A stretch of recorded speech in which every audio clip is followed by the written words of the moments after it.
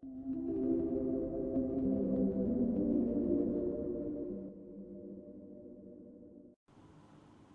going to show you how you can get an application called Study Tools by Laserte Studios, which is an application that can help you do problems in mathematics, physics, and economics in a very automated and easy way. The application can be used to verify your calculations. So first you want to open the Play Store and you want to search for an application, and if you just type in the name of the app and the developer, so Study Tools, and you want to include Laserte, which is the name of the publisher. Then you'll get a lot of results. You want to choose the first one here. It should look like this. And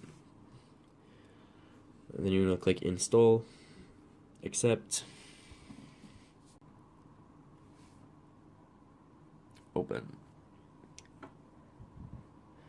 So this application will of course work on tablets, on phones, on any Android device that is higher than 4.1 in their version.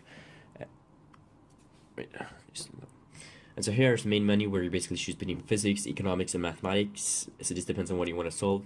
So for instance, you can hold down the I and it will give you this warning, which basically says you shouldn't use this to actually replace doing your homework as opposed to just verifying calculations, as it cannot guarantee 100% accuracy.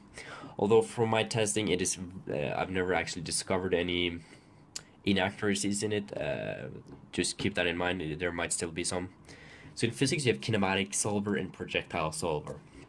So the kinematic solver, basically, if you have any of these, if you have any three of these 5 variables, so that could be displacement, initial velocity, final velocity, acceleration, or time, any 3. So let's just say we have the displacement, we have the final velocity, and we have the time period. Click next. That's all we know, right? So we know, for instance, it went 10 meter. It started or it finished at, let's say, it finished at 28 meters a second, and it spent, let's say, it spent 5 seconds. All you do is click calculate, and it will tell you. In this case, it would have to start actually minus 16 meters a second in the other way, given that its acceleration then is 7.2 meters a second.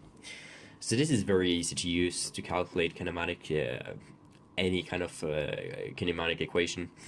So you can then just click solve another if you want to solve another one. It'll get you back into the start, or you can click main menu and you'll get back here. And here you can see, let's see the projectile motion. And this just basically says loading.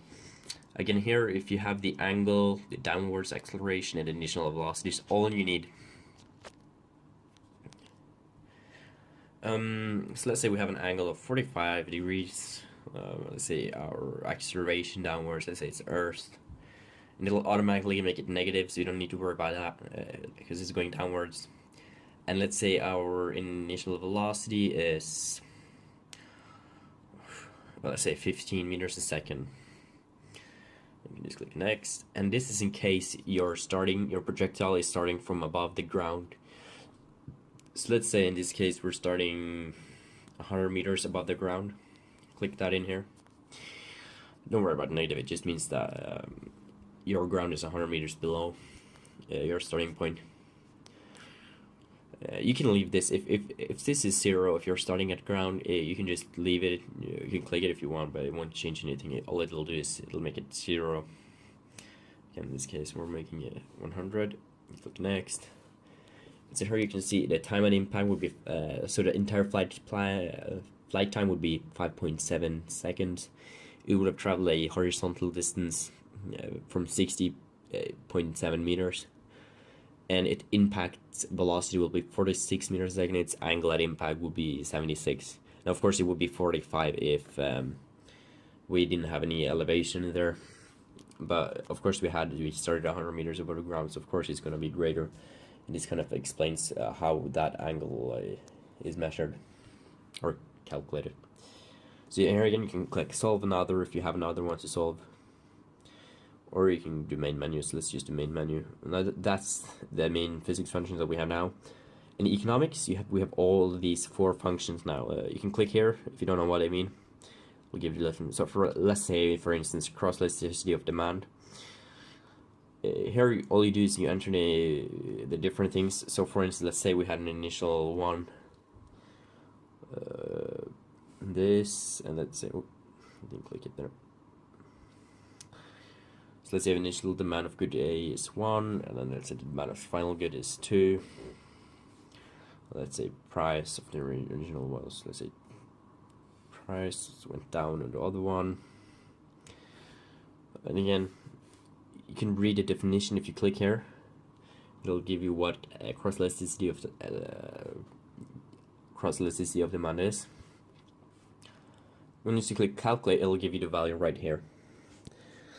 Now this value, if you don't know what it is, you can click up here again after you have clicked the calculate button, and it'll give you the basically an X. Oh, just can zoom in that way. It can give you the it basically explains your answer. So in this case, it's below 0, which means the goods are complementary goods. And this is also a good way to revise to check that you know your knowledge. And then once you start entering things in again, then it gives you first the definition of it. The moment you calculate something, in this case I didn't enter proper value, so it's not going to give you any answer, but it'll tell you what the answer means. Now of course this goes for any of these 4. As you can see, once you calculate something, it'll give you so this goes for, so it's very useful in economics to calculate these different things. In mathematics so far we only have one quadratic solver, again very useful. So you just enter the A, B, C values. So for instance, you can just, if you don't know what they are, you just hold it down if you forget. It's ax squared plus bx plus c. So let's say we have 5x plus 55b, say 8c.